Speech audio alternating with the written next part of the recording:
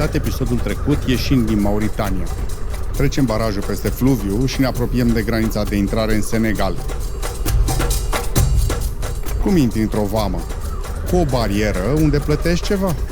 Aici, 10 euro pe motocicletă, taxă de pod. Următoarea oprire, ștampilarea pașapoartelor. Ieșim de după afișul frumos cu bine ați venit în Senegal și dăm de cea mai faină primire. Corturi cu mâncare, băutură și muzică locală.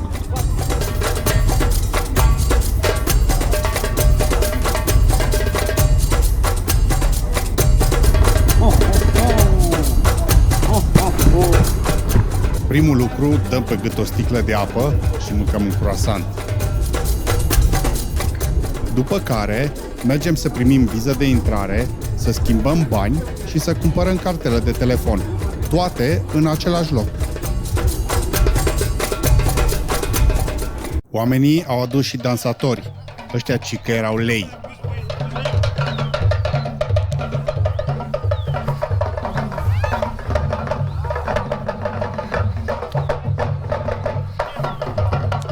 Faci o poză, dar trebuie să dai și un ban.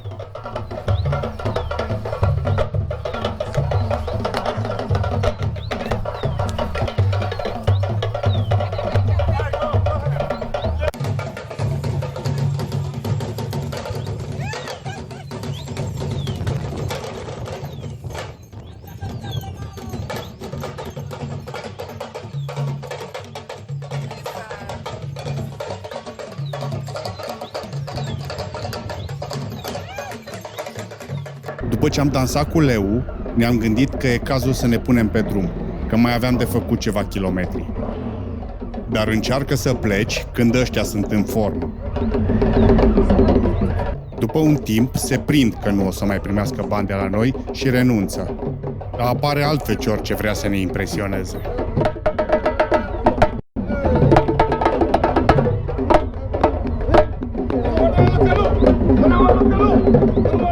Habar n-aveam ce zice, dar era fain.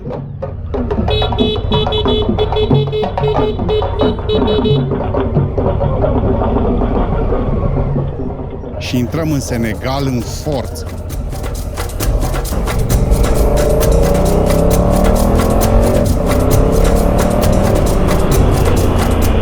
În 30 și ceva de kilometri ajungem în Saint-Louis, partea continentală a orașului. După ce ieșim din oraș, dăm de o șosea pe un fel de dig, dreaptă, de părea că se înfige în norii din capătul ei.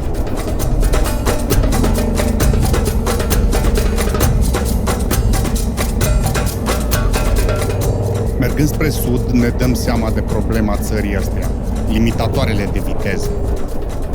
Toate localitățile au, sat sau oraș, minim 3, câte unul la fiecare capăt și unul în centru.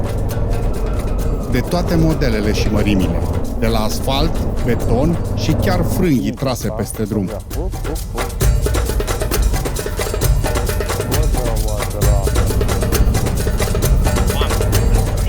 În sfârșit am ajuns la lacul Redba, denumit și Lake Rosé, pentru că în sezonul secetos are culoarea roz. Dar n-a fost să fie. Dezamăgire. În schimb, cazarea de la Guide du Lac a fost excelent. Dimineața mai verificăm o dată lacul. Nu e roz încă. Plecăm la drum spre două obiective. Baobabul sacru și gropile colorate de la Palmarin. Ne-am întrebat ieri cum trec mașinile peste limitatoare. Cam așa. Pe drum dăm de o pădurice de mangrove. Fascinat de rădăcinile lor aeriene, am oprit să fac o poză. Pe jos era plin de găuri în care se ascundeau crabi. Continuăm drumul prin savana care e acum în toată frumusețea ei.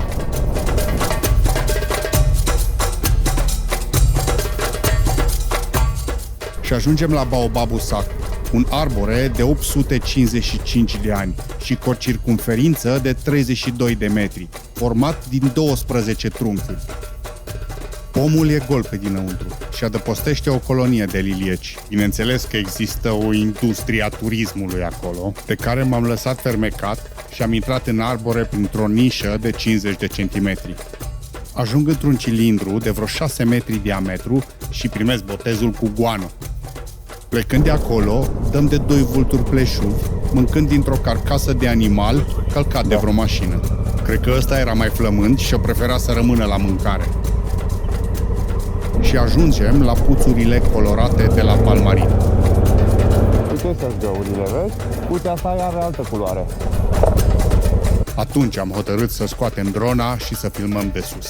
Din nou, aflându-ne chiar la sfârșitul sezonului ploios, diversitatea de culori nu era așa de mare, iar multe dintre ele erau încă inundate. Dar chiar și așa, imaginile sunt spectaculoase.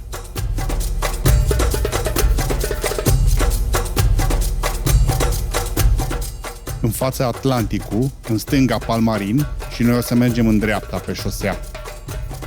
Și am decis să lăsăm drona să filmeze. A meritat din plin.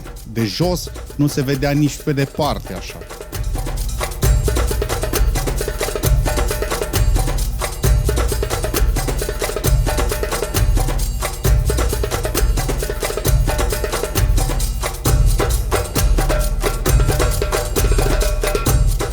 Și dacă toți suntem în Senegal, trebuie să cumpărăm pentru fete niște haine colorate.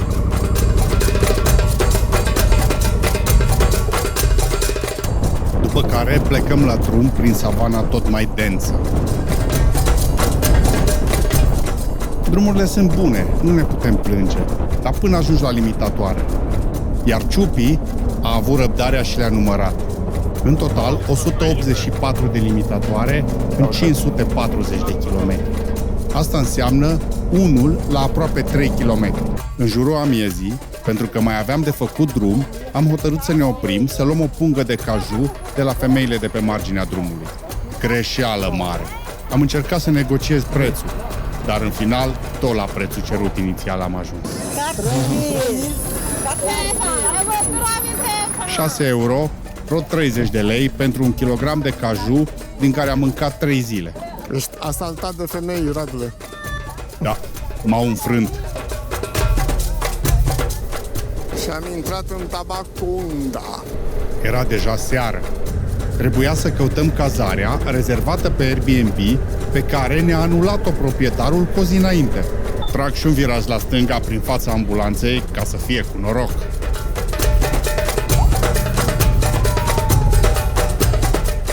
Și ajungem pe o stradă lăturalnică.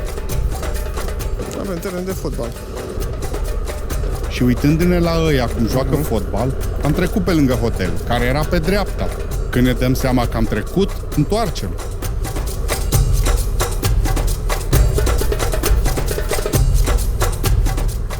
Ai găsit? Și ajungem la minunatul hotel Jiguia Salam. Cazarea groaznică, scumpă, dar măcar motocicletele erau în curte. A doua zi dimineață plecăm să căutăm autocarul unde se fac testele COVID. Da. Acum suntem în oraș, pe niște străzi marcate pe hartă. Doar că uneori aceste străzi se opreau la oameni în curte. Iar acolo se oprește la ăsta în casă. Hai pe unde? Da, cumva. Nu e bine. Am ieșit de la om din curte și am plecat spre trec pe ocolite.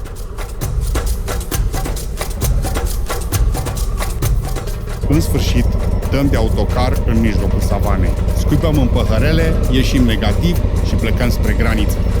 Contrar recomandărilor de a merge pe șosea, ne aruncăm în aventura de a merge pe primul nostru drum roșu. Nu e mult, vreo 40 de kilometri și pare ok. Am auzit multe despre praful ăsta roșu, ci că ți intră în piele, nu o să se mai spele de pe haine, iar bagajele noastre o să aibă roșu impregnat în ele.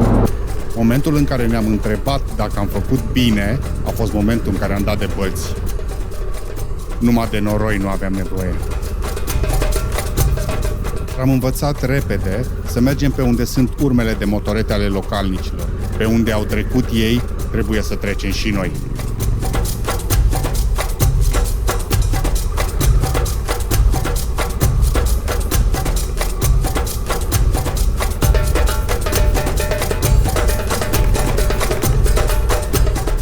Noroc că n-a ținut mult și am revenit la un ritm mai alert.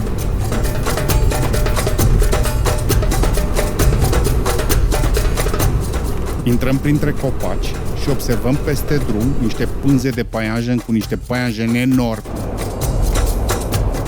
La un moment dat, pe dreapta, am văzut prima termitieră. Gata, mă duc să o văd de aproape. Când ajung la ea, nicio termită, dar era o vizuină. Fugă înapoi la motocicletă să nu vină proprietarul. Plecăm mai departe și ne dăm seama că nu suntem singurii din raliu care au luat-o pe drumul ăsta.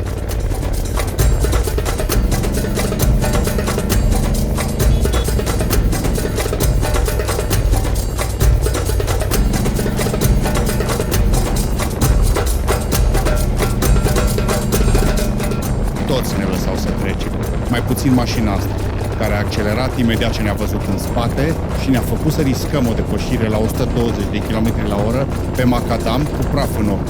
Rușinică.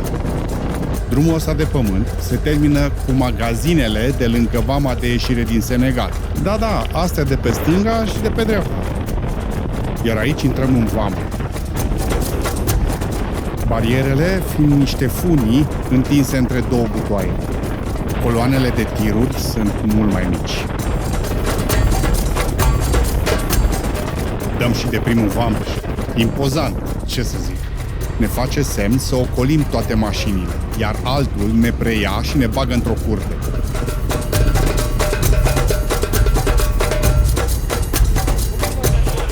Aici ne verifică vizele primite la intrare și ne dă o hârtiuță cu niște numere și o ștampilă.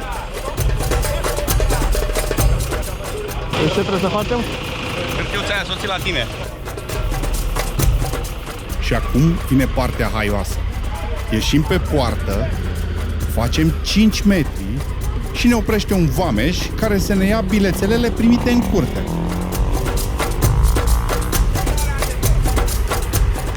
Râsul curcilor. Mai mergem 100 de metri și la funia următoare ni se face semn să ocolim butoaiele, să trecem pe lângă.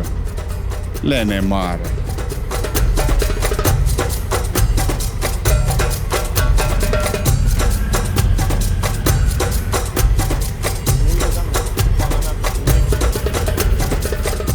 La următoarea funie dăm în sfârșit de vama adevărată, acolo unde se ștampilează pașapoartele.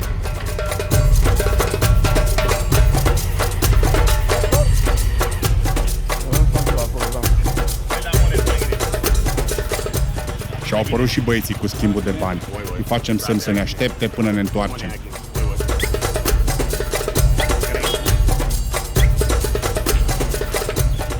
Am trecut în Uilea. De fapt, nu încă. În episodul următor ne dăm prin junglă, avem o super cazare și vedem vălul miresei.